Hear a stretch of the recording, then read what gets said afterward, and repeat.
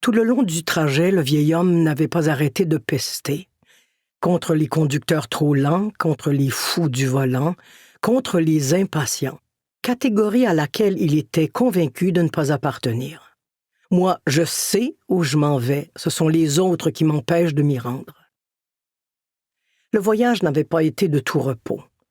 Il avait les mains moites à force de serrer le volant et son front se perlait régulièrement de sueur. Pourtant, il essayait d'obéir au code de la route.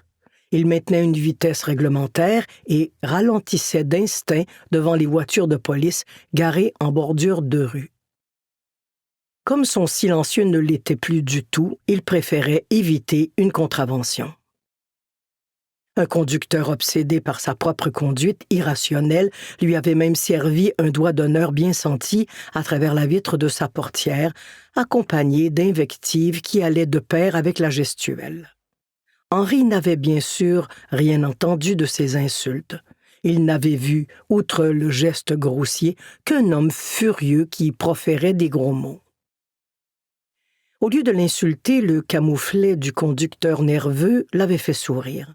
À maintes reprises, Henri avait été témoin de ses rages au volant à son intention et il en connaissait pas mal sur le sujet, ayant passé son adolescence à mémoriser un chapelet d'offenses des plus tordues proférées soit par son père, soit par ses oncles ou ses frères aînés lorsqu'ils se trouvaient dans leur voiture.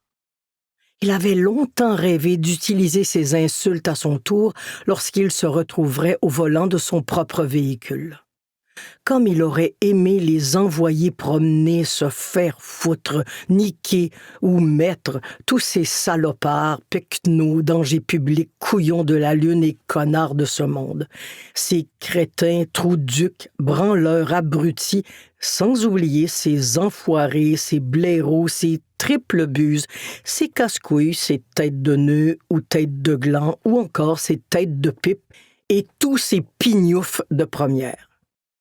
Combien de fois ne lui avait-on pas hurlé qu'il avait sûrement obtenu son permis de conduire dans un paquet de bonux, sans qu'il réagisse pour autant?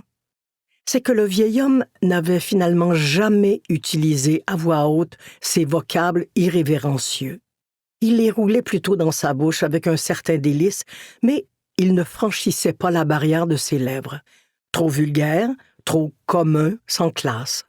Toutes ces années, Henri avait conservé certaines pudeurs et celle-ci en faisait partie.